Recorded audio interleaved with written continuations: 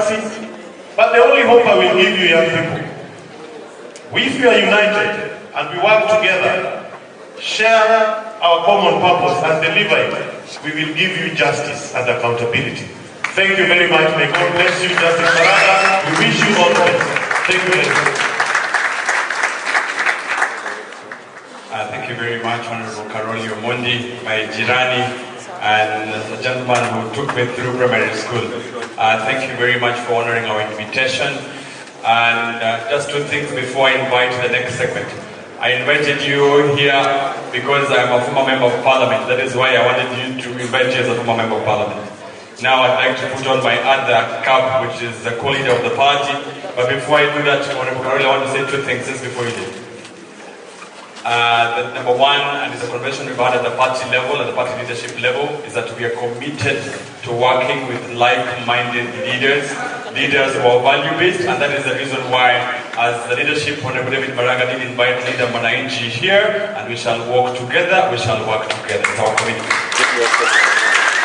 The second thing we're also committed to do, which I can confirm, is that we're also committed to be part of the July 24th event at the Renaissance Party as part of the leadership. We discussed this on Kalibabisi, and we shall commit.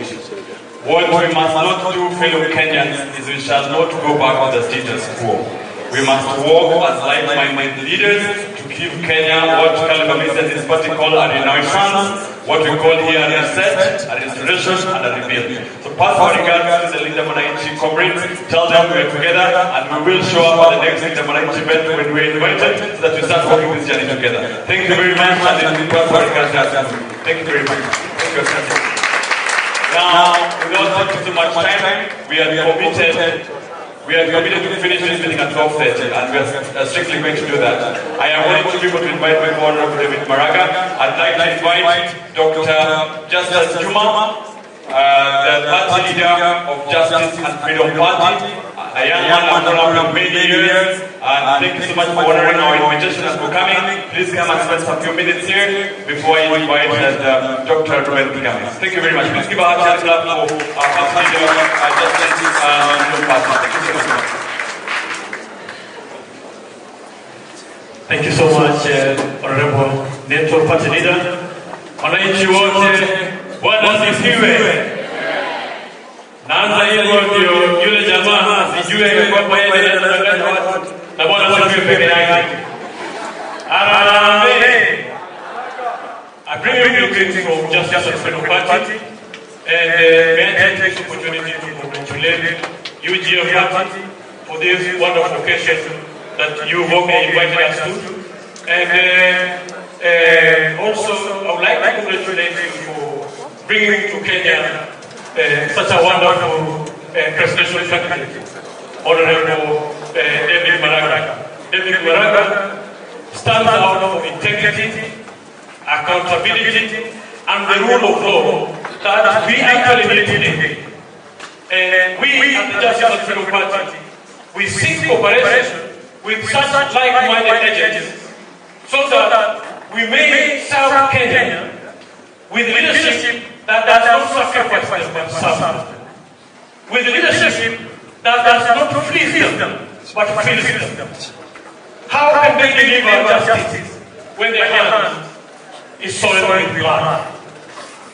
Gen Zs, I have three words here that remind me of the humanity of us coming out to exercise our duty as patriotic Kenyans to rise against corruption, to rise against impunity, to rise against theft, to rise against tribalism, and all the ills that actually has been reversing our prosperity. In the street, they kill us, downtown bodies, inquiries, and I keep telling them that treachery begins treachery. If you kill mercilessly, you will also receive mercilessness. The things that are happening in our schools today, they are not new. Somebody planted them, and they cannot run away from them. When children are doing exactly what they were doing, they should not start pointing fingers to parents. The responsibility lies with them. And as the Justice and Freedom Party, we are coming you to hold hands and work together. Gen Zs, I would like to remind you, you know, when you are almost at the peak, the road gets twisted. The path winds up. And most of the time, that is when people give up. The call to liberate our country economically, that call is new, like never been, my brother Alice. When you hear him talk, then we get assured that this time we are not coming out for movement and strive to an assigned movement, but to one agenda, which is to save our country and restore dignity of Kenya and bring Kenya to the table of nations where we can participate as equal, but I know our stake. Kenyans we are second to none, given opportunity. And that is the energy and that's the call. We are reaching out and we will continue to work together. Honorable Minister, we will launch together the movement. Wangapi watakuwa hapo? Tutatokea. Mpaka tusifikie. Mpaka kwa tusifikie. Hakuna mtu anakuona. Mbarikiwe sana na Mungu awabariki. Thank you very much, Comrade Juma. Colleagues, I have just the last two speakers, and I have been told that the DJ wants to warm our legs. DJ, give us a number.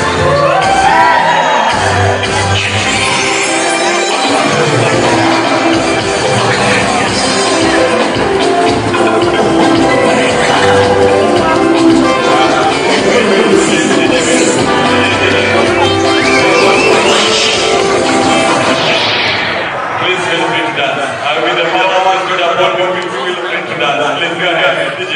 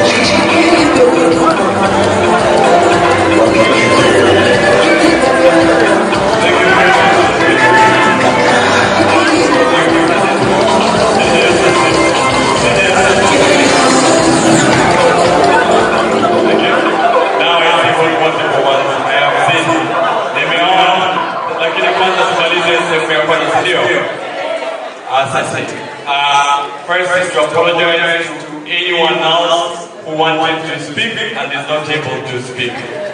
I know there are many aspirants who came here to speak, we're not able to make them speak. We apologize.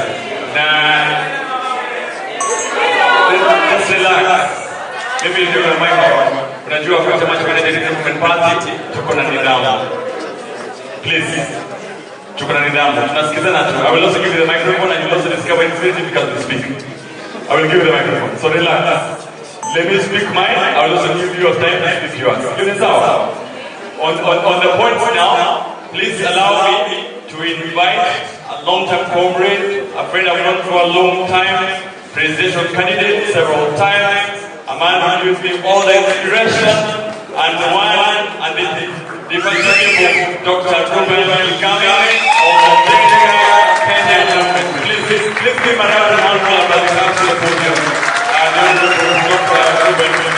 Asante sana. Asante. Tafadhali kwenye makofi mpaka afike kwenye jukwaa.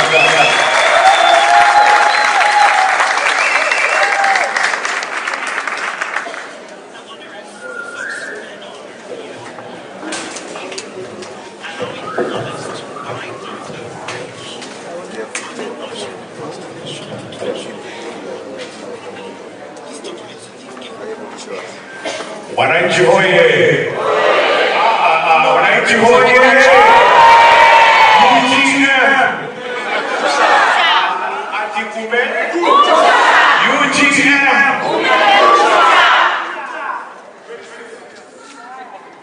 Rais mtarajiwa aliyejitokeza,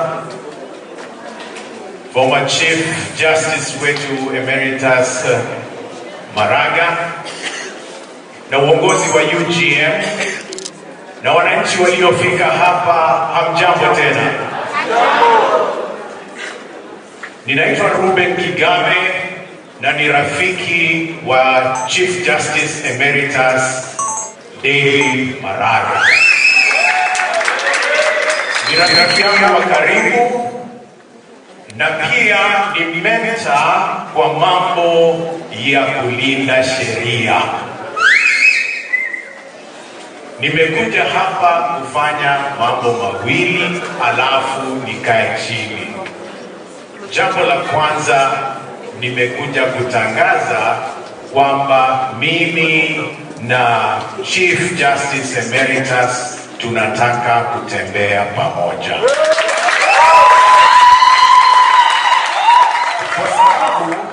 Kwa sababu mioyo yetu na maadili yetu yanafanana.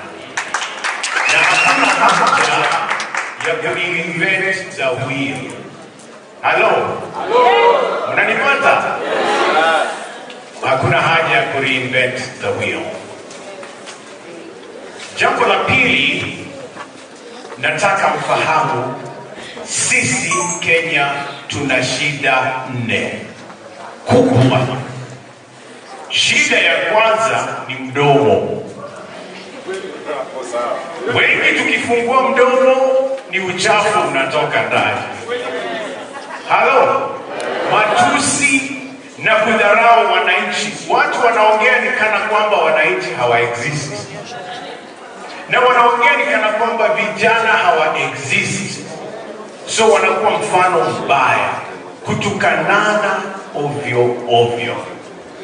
Shida yetu ya pili ni tumbo. Kuna wale wanakula sana. Wanakula chakula chao, wanakula cha jirani, wanakula cha watoto, wanakula cha wamama, wanakula kila kitu mpaka wanakula na wajukuu na wale hawajazaliwa. Kwani wana tumbo size gani? Watu wana pesa Kenya hii wanaweza kutumia miaka 1000 wameficha ulafi. Shida ya kwanza ni mdomo, shida ya pili ni tumbo, shida ya tatu ni macho. Halo? Shida ya tatu Kenya ni macho. Watu wanaona sana. Wakiona shamba lako wanataka. Wakiona mke wako wanataka. Wakiona girlfriend wanataka. Wakiona boyfriend wanataka. Wakiona husband wanataka. Shida ya macho. Maybe wakati umefika wa kujaribu mtu hatumii macho kuona watu. Halo? Nilisema hivyo 2022 wakanifungia, Chebukati alinifungia. Lakini simlipata yule anaona. Anawasaidia sana, si ndio? Amewasaidia sana, si ndio? Simeingiza wale wanaona. Tuwe kama kule Indonesia waliingiza Abdulrahman Wahid, alikuwa ni kipofu. Tuwe kama Kenya waliingiza mtu kwa wheelchair anaitwa Emilio Kibaki. Time imefika ya kutoa shida ya macho. Shida ya 4 ni kitu kinaitwa conscience. Roho. Tunaongozwa na watu hawana roho wana roho kama za wanyama. Mtu anaweza kuona kijana wake akiitisha accountability alafu anampiga risasi. Huyo si mtu, huyo ni mnyama. Come on, huyo ni nani? Mtu akienda kuchukua kijana South Nyanza alete Nairobi, anaitwa Albert Ojwang, alafu amuue, alafu adanganya amejiua, huyo ni mnyama? Hello, nataka tuchanuke na tuamke. Sisi tunajua shida, sasa tunataka suluhisho. Hello, tunataka nini? Na suluhisho, wacha niwachanue wa Kenya. Suluhisho si mtu mmoja. Suluhisho ni kuunda team ambayo hata nyinyi vijana mkiingia mnaweza endesha hiyo gari. Mnanipata? Tuunde team strong. Tubadilishe serikali iwe completely new. Tuunde gari jipya ambalo halijatumika. So hatutaki wale wamekuwa pale. Hatutaki wale wametudanganya. Tukiwarudisha sisi ni wajinga. Tuunde kitu kipya, kitu fresh, mwanzo mpya. Nyinyi hapa mnasema reset. Mko sawa? Mnasema nini? Reset. Sisi kwa Jenga Mkenya tunasema reboot.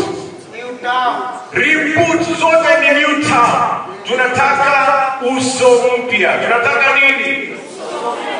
Tunataka new faces. Na face moja iko hapa ya Chief Justice. Face ingine inaongea hapa. Tunataka new faces. Face ingine nyingi ziko hapa. Si vijana wako hapa wana uongozi wa roho. Vijana wako na nguvu ya kuongoza. New faces kwa parliament, new faces kwa county, new faces kila mahali. Train the swamp. Tunataka new faces. Kwa hivyo mwisho ni waache na tumaini, kwa sababu without hope you are going nowhere. Here is the hope. Ndugu Chief Emeritus akileta experience ya sheria. Na najua wengi hamfahamu kwamba mimi ni mwalimu, nafundisha pale Daystar University. Okay? Nilete mambo ya kutetea walimu na elimu. Nilete experience ya artists. Nimekuwa nikiproduce music tangu 1987. 30 albums. Hawa vijana wanapiga muziki hapa, mimi nawaelewa sana. Tulete experience ya artists. Nilete experience ya social justice. Na nilete experience, sikiliza hii, nilete experience ya voters na wale wanaoishi na ulemavu. Wote tuwalete kwa meza moja. Tutakosa kuingia Ikulu. Tuchukue sheria, elimu, usanii, disability, inclusion yote, UGM, ingilete hivi vitu vyote, linda mwananchi, walete wale fresh faces. Tutakosa kuingia? Hatutakosa. Naomba tuungane leo na tuanze mwanzo mpya. Tuanze utu, tulete haki na tulete maadili kwa serikali. Tutoe uchafu nchini Kenya. Mimi nimemaliza, isipokuwa kuna kitu nisipofanya nafikiri nitanyongwa.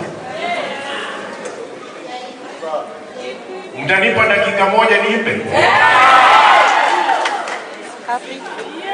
Mtanipa dakika moja? Ni sawa? Sasa mimi nikiimba huwa wananiambia Kigabe, wewe imba tu ile umeahidi ewe Bwana. Wananiambia imba, tunaomba uwepo wako uende nasi. Wananiambia tuimbe, mshukuruni Bwana hakuwahi wema. Ana uwepo. Kabla kufanya ombi, wacha niimbe ile wamenikataza kuimba. Halo, kuna nyimbo nikiimba hata hamtachezewa. Gani hiyo? Niimbe hiyo. Hiyo ndio tunataka.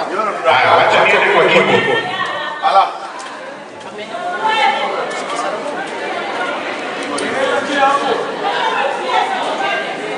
Get me a shot of this, get me a shot of this.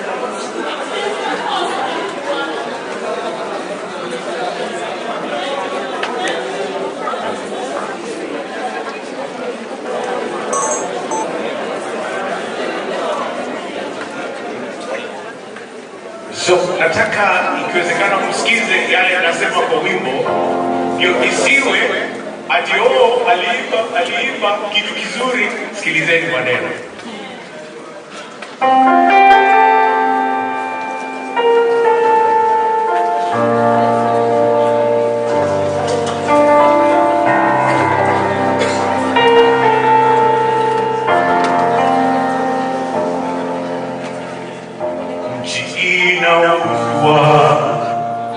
Sisi tumelala, Wakenya wanachezwa karakana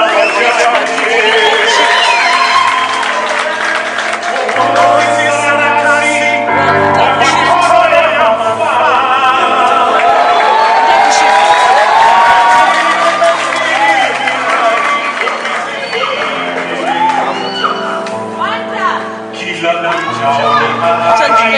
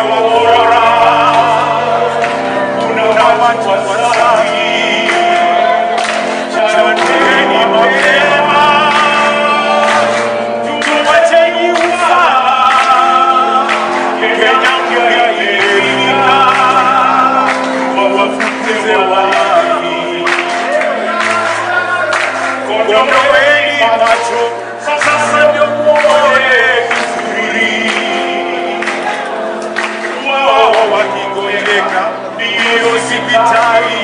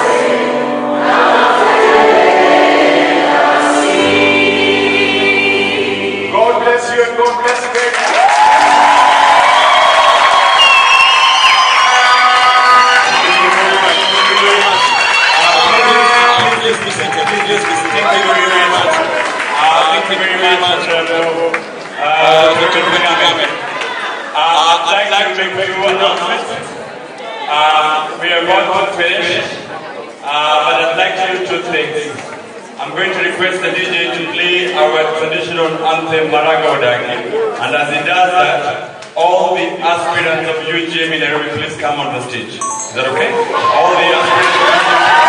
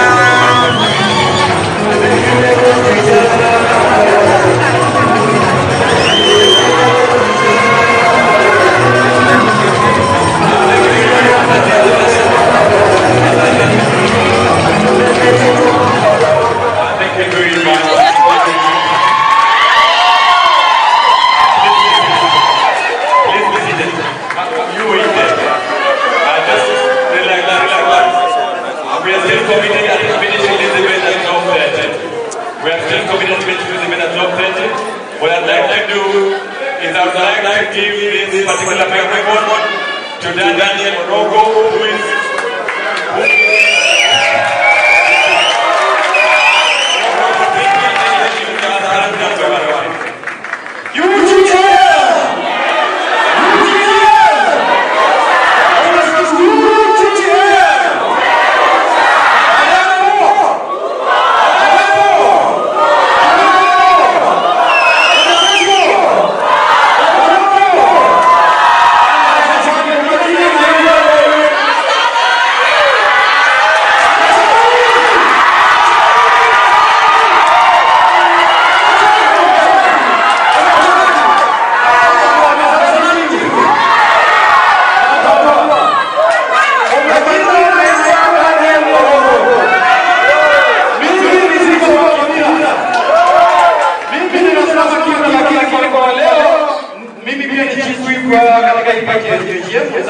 weza kufika, lakini niko na wagombeaji.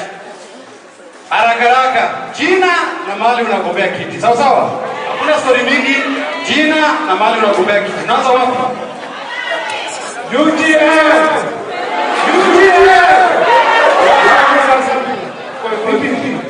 UGM!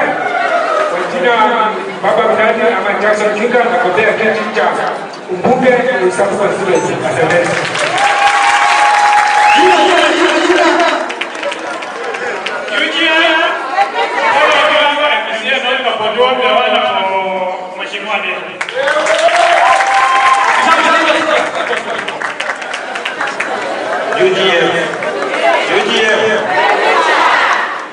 Majina naitwa Mesha Kosembe, nasimama Kisa East MCA Kakamega.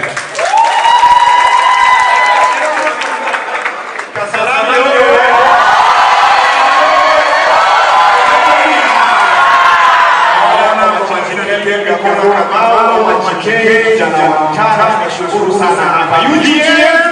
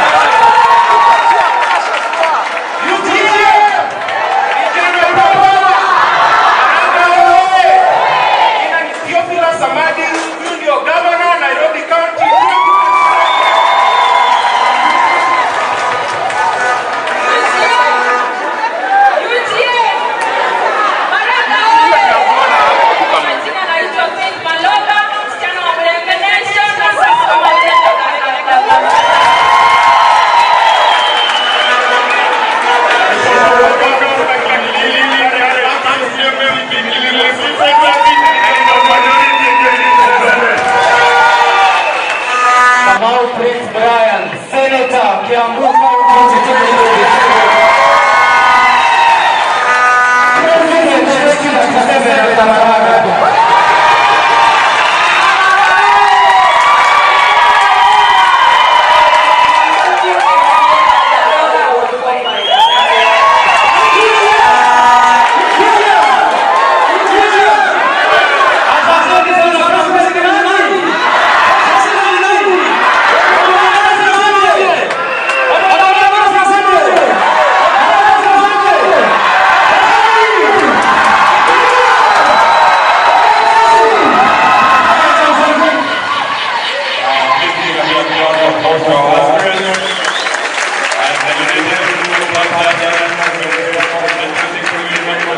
And thank you for being disciplined. As usual, we are very disciplined. We agreed on less than 10 minutes, and you've done it. Thank you very much.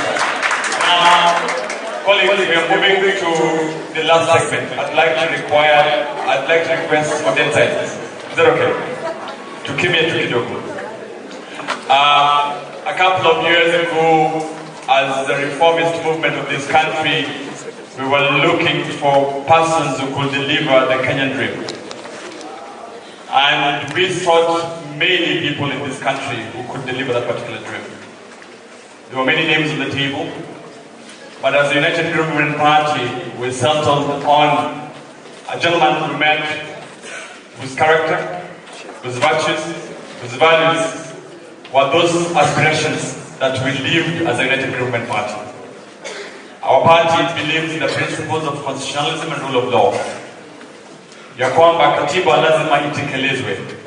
When the Kenyan people passed the social contract in 2010, they gave unto themselves, we the people of Kenya, at the preamble of the constitution, they said, we the Kenyan people are the sovereign. We are the ones in charge of this particular country. That particular constitution espouses very many things that if at all it was implemented to the letter, you do not need a political party manifesto. It is for those reasons that the United Government Party, we chose that the manifesto that we're going to implement is Ukatiba. We looked around, and the gentleman who we thought would deliver on the aspirations of the Kenyan Constitution is none other than His Excellency David Maraga. This particular afternoon, colleagues, ladies and gentlemen, I'd like to thank all of you for honoring our invitation. All of you come from here. We do not take it for granted. As a political party, we are honestly honored, we are honestly humbled, and we really like to promise you that whatever the President David Maraga will say on this particular podium, we members of the United Government Political Party, we will hold him accountable, first of all, internally, before the people of Kenya can hold him internally. We promise you that the things he's going to speak this afternoon are not just words on paper. It's those constitutional aspirations that are in Okatiba 2010, and we will hold him accountable for those things. I don't want to take so much time. I know, as he was about to come on the podium, the Honorable Martha Karua, the party leader, People's Liberation Party.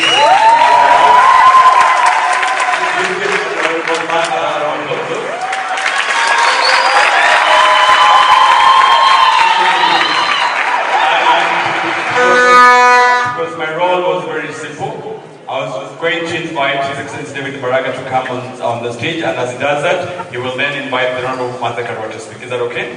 So that this is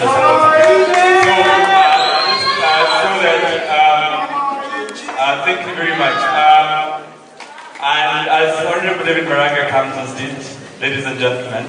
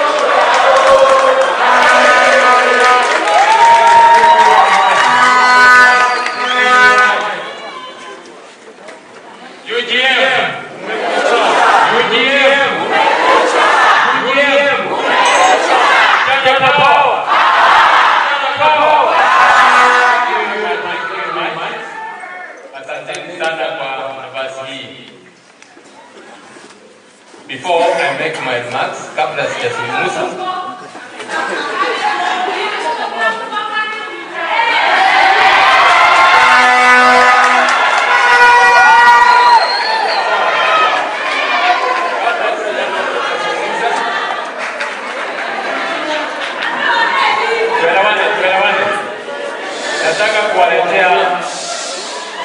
Nataka kuwaletea Mheshimiwa Martha Karua.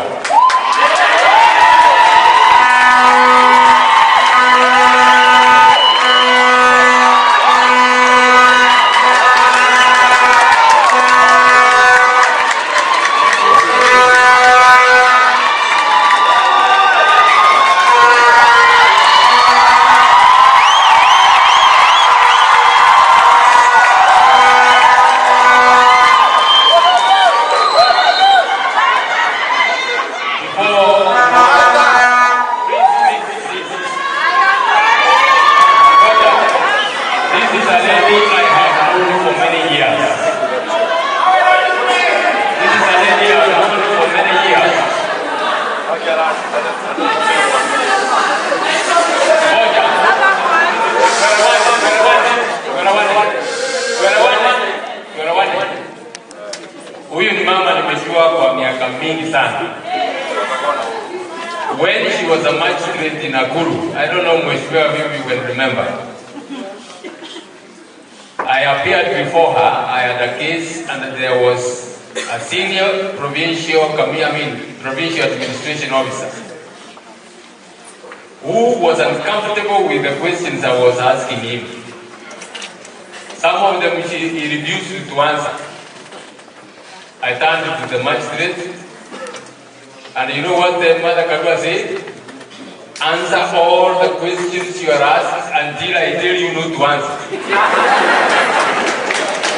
And then at the end of that day, we went on, and of course I won my case. Martha Karua is a lady I've known, a great woman of integrity, and I'm happy Mheshimiwa you had time to come and grace our occasion. Please make your remarks. Excellency David Maraga, Presidential Candidate of UGM, dignitaries assembled here including Members of Parliament, na wananchi wenye nchi, because you are the most honorable. Amjambo. Nimebie radhi, nimekuja nimechelewa, lakini afadhali kuchelewa kuliko.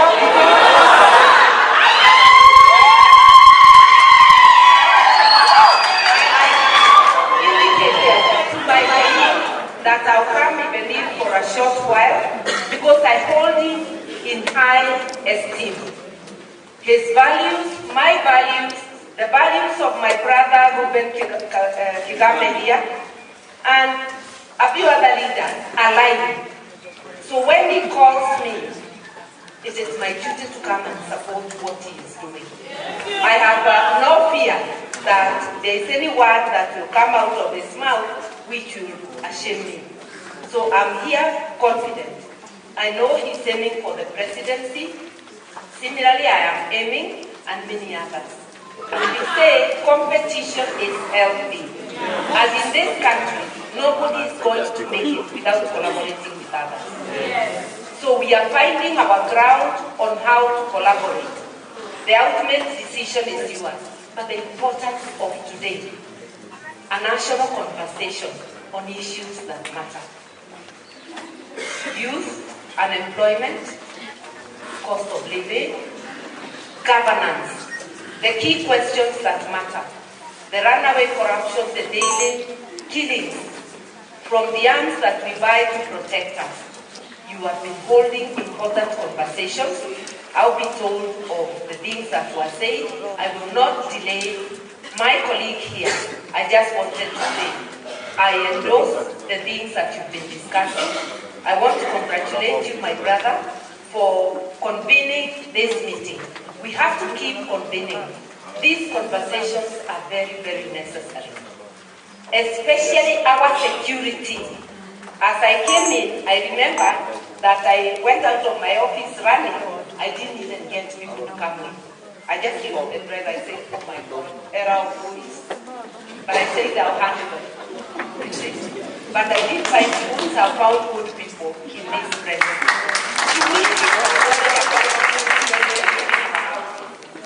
Has this become Haiti or worse? We need conversations. We are not helpless. It's something we will do to rescue ourselves. But we will have to be together. Asanteni sana. We will continue collaborating. Kwa PLP tunasema tuungane tujikomboe, lakini hata kumekucha. It's a very good slogan. Kumekucha. Tujijali. Because nobody else will mind us if we don't do that.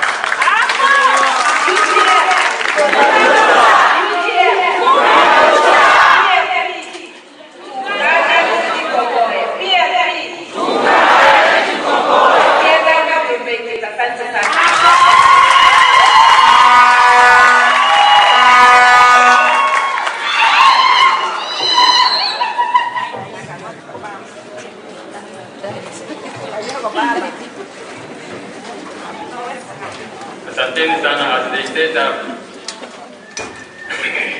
Kwanza kabisa nataka kwanza na washukuru nyinyi wote. Nataka kuanzia nyinyi wananchi na supporters wetu ambao mmekuwa hapa tangu asubuhi. Nafurahi sana kuwaona mmekuja hapa na nimewasikiza. Nyinyi ndio mliseta stage kusema yale mambo ambao mnataka sisi wote tuungane na tuzungumzie. You gave us an overview of the state of our nation. Thank you, my brother from the civil society. Pole sana kwa kusumbushwa vile tuliona.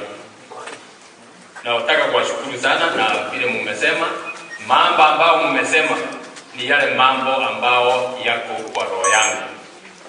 Na nataka kuwashukuru sana. Asanteni sana band for the wonderful music. We want to thank you very much.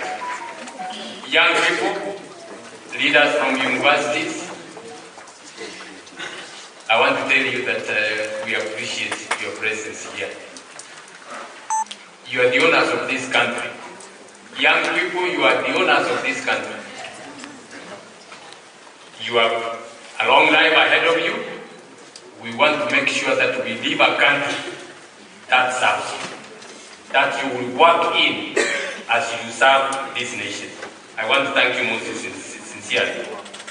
Then let me come to the honorable members who have given us wonderful, wonderful honor to come here and speak. Honorable Karoli Omondi, who spoke here, you know, he's rushing to Parliament. They are organizing. Honorable Professor Gulibakos Oundo, he spoke here, and you know he has gone to Parliament. Honorable Caleb Amisi. Thank you very much. Caleb Amisi was one of the people, actually the first one, to endorse me even before anybody else thought about it. Even before I thought about thinking of a political position. Thank you very much, Mheshimiwa Amisi. My brother and friend, Dr. Kigame. We have had conversations for many days. Thank you very much. I am really, really honored that you had time to come and we speak. You remember all these MPs who came, including Honorable Amisi, Honorable Maraga, and Kigame. We are all talking the same language. We are talking the same language that we need change. And I like the way Honorable Amisi put it. We don't want the cosmetic change. We require really change, fundamental change. And I want to thank you most sincerely. Honorable Senator Omzata is not able to be with us here. He gave his apologies. He has a matter in court, but I'm told his representatives are here. I want to thank him for that. So, ladies and gentlemen, here we are. Here we are. And as I said, I want to thank you very sincerely. Fellow Kenyans, as many of you are aware, I'm not a career politician. And even if I was a career politician, I would not start my career at the age of 75. Some of you may not know that I'm already 75. I spent 18 years in the judiciary as a judge of the High Court, judge of the Court of Appeal, and eventually the Kenyans honored me to be the Chief Justice of this Republic. I served, and I want to thank the Kenyan people who stood with me in very difficult times, and I want to thank you most sincerely. I headed the judicial arm of government, and I think I served. The others are details that you may know. I have come to this space, political space, as I have said, because of an urgent need, an urgent national need. After adequate reflections and extensive consultations, I acceded to the request of the Gen Zs and many other Kenyans to run for President of the Republic of Kenya in 2027 general election, to help this country, to help the others, the like-minded people, to order this country, this country to order, to call this country to order. At independence, our founding fathers cherished a dream of a Kenya free from three major challenges: poverty, ignorance, and disease that had held its people for generations. A Kenya where the honest labor would sustain a family, and a Kenya where every citizen would look ahead with hope. However, driven by greed, our leaders over the years betrayed that vision and turned our country into a feeding trap for themselves, their families, and their associates. As a result, 63 years after independence, we are still grappling with the same issues that we had at the beginning of our nation. Now, they are compounded. Those issues are compounded by mass unemployment of our youth, deepening inequality, and extreme poverty. Soon after independence, the Kenyan political elite embraced an extractive system of government, which had a small and still, that is the modus operandi, a small couple of political elites who loot public resources, using their positions, use public resources at the expense of the ordinary people. Today, under William Ruto, that extractive system has become a full-blown criminal enterprise. Across virtually all public sector departments, the president, his cabinet, top officials of government, and the corrupt businessmen have turned government into a business, their own business.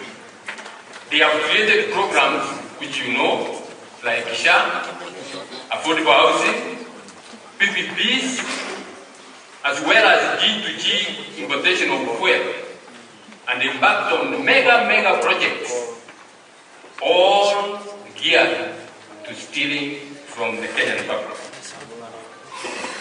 These projects, if you have seen, Tenders are awarded to a couple of people who are connected with the president, and that you know what that means. With the enactment of the Kenyan Constitution in 2010, the extractive system devolved into the counties. Governors, members of the county executives, MCAs, and others award themselves the contracts and build roads which are washed away at the first lane. Rather than performing their oversight roles, many senators and members of parliament are exalting governors and the county officials whose hands are caught in the teeth. As a result, the country is losing billions to corruption, as this is regularly confirmed by the Auditor General reports. The Kenyan Association of Manufacturers estimates that we lose a whopping 3 billion shillings every day. Every single day, and nothing happens to the culprits. The level of looting was there, of course, from the previous governments, but it reached the highest, or it started coming very, very high in the year 2013. It astronomically rose from the year 2013. One of the methods the political elites have used to steal from the public is borrowing. At the end of his administration, the late President Kibaki left public debt at 1.77 trillion shillings. That was at July when he left. However, through reckless borrowing, public debt, most of which is odious debt, is now almost 13 trillion shillings.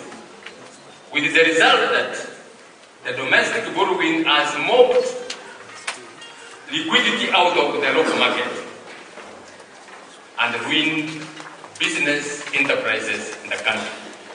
You know what that means. Banks, instead of lending to the ordinary people, they find it more profitable, and they are not going to chase somebody, a kiosk owner, to recover the money they have lent to him. Instead, they are giving all the money to the government, and that has literally ruined private enterprise. With all that, now,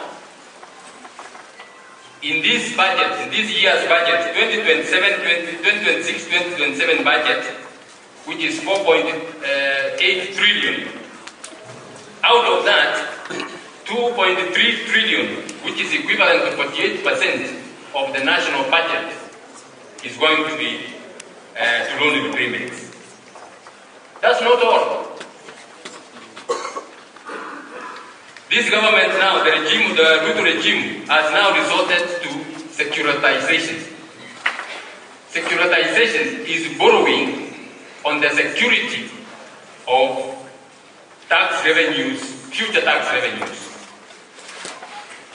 That is mortgaging the Kenyan youth's future. Remember, the Kenyan youth, most of them are without employment, and their consent has not been sought about this borrowing. That is also contrary to the principles of public finance, including intergenerational equity, that are there in Article 201 of our Constitution. When all these things, we looked at all these things, on the 2nd of February, together with the energetic young people and the members of the United Green Movement Party, I embarked on a county-to-county tour of this country under the banner of Ukatiba Caravan. Our mission was twofold.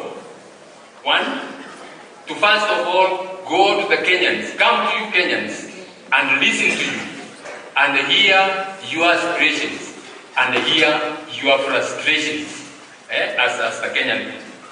You can't lead people you don't understand. You can't lead people whose issues you don't understand. Secondly, we also came out to encourage and sensitize Kenyans, particularly the youth, to register as voters. The caravan took us to every corner of this land. By 28th of April this year, we had traversed 43 counties out of 47. I am happy to know that our efforts, alongside other campaigns such as the youth-led Tukokadi movement, contributed to over 2.6 million registering as new voters. I want to thank the Kenyan people, particularly the young people, for registering. That is the power you hold in your hands, and we are sure we are going to use it very well. In these tours, we met farmers, we met pastoralists. We sat down with women in markets. We met men at locality sheds. We listened to border operators at the dusty stages. We went and met the fish folk on the shores of our lakes. We encountered ordinary Kenyans fighting every single day with great dignity to put food on the table. What we saw and heard filled us with immense pride. Our people have refused to surrender to despair. Despite the grinding conditions they have been plunged into, the resilience we saw, that hard work we saw from our people, tells you of the true character of the Kenyan people. We are a hard-working people, very, very hard-working people. Our mothers, our sisters, our brothers, especially in the villages, wake up very, very early. I saw that from my late mother. I mean, going to the shamba when it was still at dusk. And that's what the Kenyans are doing even now. But we also had stories that should trouble every Kenyan of conscience. From major cities to the smallest markets that we visited, Kenyans told us about 5 painful realities with remarkable consistency. They told us about the disregard of the rule of law. They told us about state capture and corruption, which you have repeated here. I'm happy you have repeated it here. They told us about a ravaged economy. They told us about youth unemployment. And they told us about the collapse of service delivery, particularly in health and education. Wananchi plainly told us that government officials, right from the presidency down to the lowest administrative levels, have no respect for our law. They cherry-pick the provisions of the Constitution to implement, and to what extent to implement those provisions. They recall with grief the killing and maiming of our young people during the Gen Z protest of June and July 2024, and told us what that confirmed of the present government. They told us that the political class has little regard for human life. They told us that the political class do not respect good orders. They just ignore them with impunity. They told us that government documents, these days they don't know which one to trust. Even title deeds, some of them are not what is the papers they are printed on. They told us that public services, especially health and education, as I've said, have broken down completely. Throughout the country, the counties we visited, wananchi were quite clear in their minds. In fact, from everywhere, there's not one station we went to where wananchi did not raise issues. They said, corruption has reduced them to beggars in their own country. The extractive system has stripped millions of Kenyans of their dignity and their humanity, to the extent that one Mzee Mbui Orandi, a man nearly 100 years old, was trampled upon and killed when he was scrambling for 200 shillings that was being given by a local MP in Kisii, just shortly before President Ruto went to that area. You know, that's how this government works. You go to the area, pour money, and people come. Before he goes, he has his agent who give money. And we have seen that those who come from Nyamira and Kisii, you have seen people lining up and being given money. This Mzee was trampled upon and died. 200 shillings was the value of that elder man. That tells you the depth to which we are falling. At one of the stops we visited, a visibly angry young man stood up, and when he was given a microphone and asked what he would like the Maraga government to do for Kenyans, he uttered two words. Two words. Funga Ruto. And they sat down. Wananchi told us that businesses are closed because there is no money in circulation. The escalation of fuel prices has confused quite a number of our people. They cannot understand how fuel can be cheaper in Uganda and yet it is being transported through Kenya. In Busia, the border operators told us that they are not buying fuel in Kenya anymore. They just go with the jerrycans through Banya routes and buy fuel from Uganda where it is cheaper. In Marisabit, we met quite a number of border operators. Two of them told us they have taken fuel, petrol in the morning for their operations as they normally do. At that time it was about 3 p.m. They told us they had not earned anything and they didn't know how they were going to pay for the fuel they had taken in the morning. In Kiraini, the center in Maraga, a young man came and told us openly, in the presence of uniformed policemen, there were uniformed policemen performing their duties. In their presence, and in fact, that young man was even looking at them.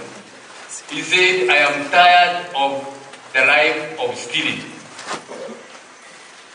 I want an opportunity to earn an honest living. And he said, look, I have hands here. I can work. All I need is an opportunity to earn an honest living. In literally all the towns we went and shopping centers, many youths were disappointed. Some even angry with us that we had no handouts to give. That's where Kenya has been driven to. As we all know, Kenya's youth constitute approximately 75% of the Kenyan population. Every year, 1.2 of them graduate from universities and higher institutions of learning, and they enter a labor market that cannot absorb them. Fellow Kenyans, our country is squandering a huge demographic dividend. If employed and properly deployed, Kenya's youth will transform our economic and social landscape. But you know what we are doing with them? You know what we are doing with our youth? We have normalized violence, political violence, and you have seen what has happened. Our youths are being turned into political goons. Need I bother you about where that will take us? That is a dangerous, dangerous, dangerous thing to the security of this nation. And for me, it is only a matter of time. Unless that is controlled, it is only a matter of time, and this country will be driven into anarchy. Mheshimiwa Amisi talked about it. You can't weaponize the young people who have no jobs. You give them a few shillings and ask them to go beating fellow Kenyans. A government that has been put in place, a government which has police, which has security officers. Some of those security officers are so frustrated that the government is using goons. Instead of putting order, the government itself is the one using goons. You know what that means. Despite the mandatory provisions of Article 43 of our Constitution, looting of public resources has made the services, healthcare, and education, among others, to totally collapse. In virtually every county we visited, we encountered the dire consequences of a healthcare system that is in free fall. Hospitals have no medicines or basic essential supplies. SHA is not working. You are told every day SHA is working. SHA, if it works for one or two people, you are told, look, you are given an example and you are told it is working. Go to the Wanainki out there and they will tell you it is not working. Families are being forced to sell land. You know, not many people, not many families have any other asset other than the piece of land they have. They are forced to sell that to pay hospital bills. Those who have nothing to sell, mothers are dying at home while giving birth. Education is the engine of national development. I know this from personal experience. Coming from a very poor family, education was the key that unlocked my future. I've said this many times. I came from a very poor family. I wore my first pair of shoes when I was going to secondary school. I didn't even get the number right, and I had a lot of problems wearing that shoe. Our education system is in a deplorable and dysfunctional state.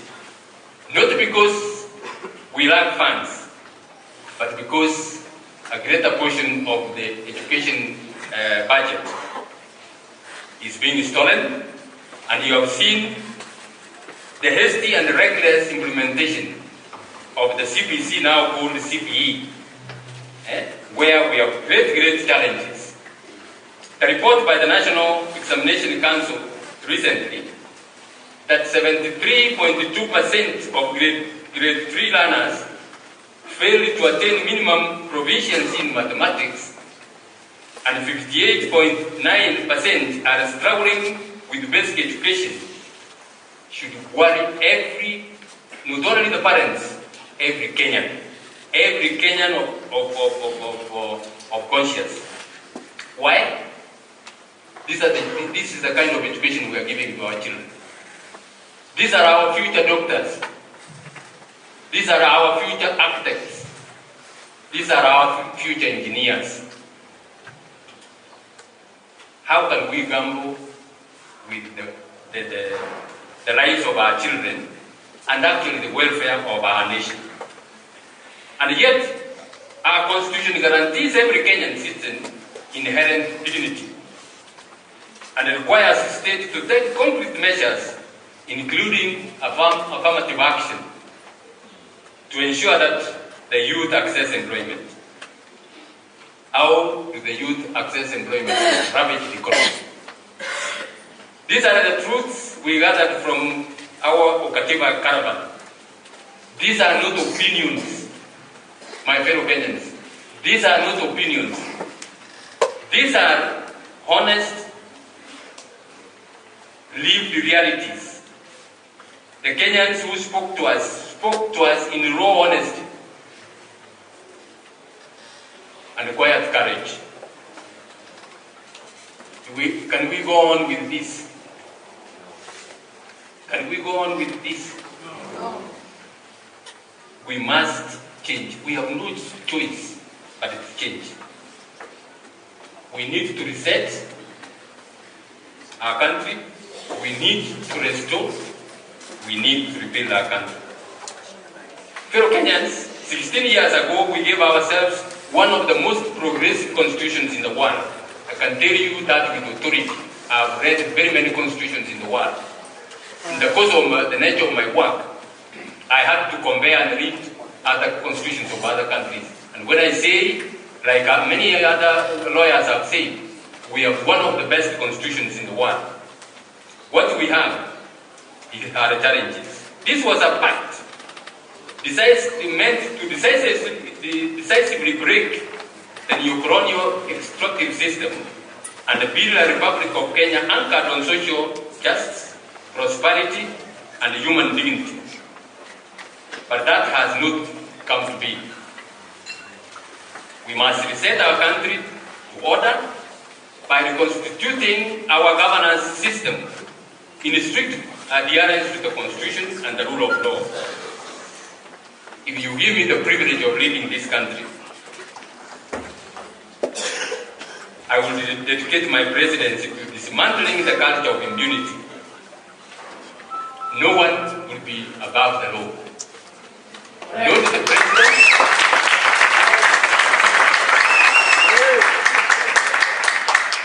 Thank you very much. Not the president, not the pauper. I have said this many times. If I'm head of this country and there is a court order against me or against my government, I will appeal. I will appeal, go to the Court of Appeal, go to the Supreme Court. If I reach the end, I will raise my hands. I will raise my hands and tell everybody who serves under me to obey that court order. Because that's the land, the law of the land.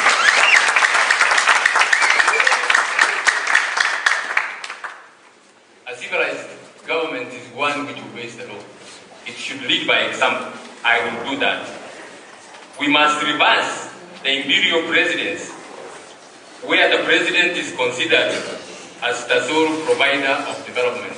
You are told all the time, Rais amekuja hapa, ametupatia hii, ametupatia hii. All that is supposed to be in the development plan. What about the areas where he has not been to? What about the areas where he doesn't have sycophants? You can't run a country, you wait for the president to come and say, let me build for your school here. We must be an orderly government. My administration will not treat the Constitution as a suggestion. The Constitution will be our absolute command. We will implement it fully. Professionalize the public service through meritocracy and restore the independence of institutions, including Parliament. Parliament is not independent anymore. Parliament is not serving the people, it's serving one person. You wait. See, the finance bill is there. Many people have protested against it. You wait, you are going to see it being passed. And you know what they have done? They bring scandals. Okay? The tender of the JKA refurbishment, bring in, funny characters, so that our minds are concentrated on what? On those scandals, and we forget about the finance bill. I will end fraudulent schemes, fraudulent procurement schemes. and fellow Kenyans, trust me, I will end that. I just need 5 years. Give me 5 years.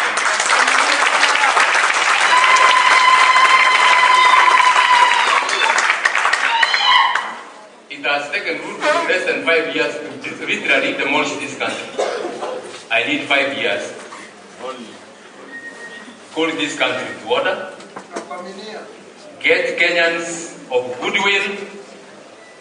Give them positions they have to earn, and they will not be managed from State House. They will work. I will give them the freedom to work, but I will demand results. I will demand accountability. And I have very many Kenyans.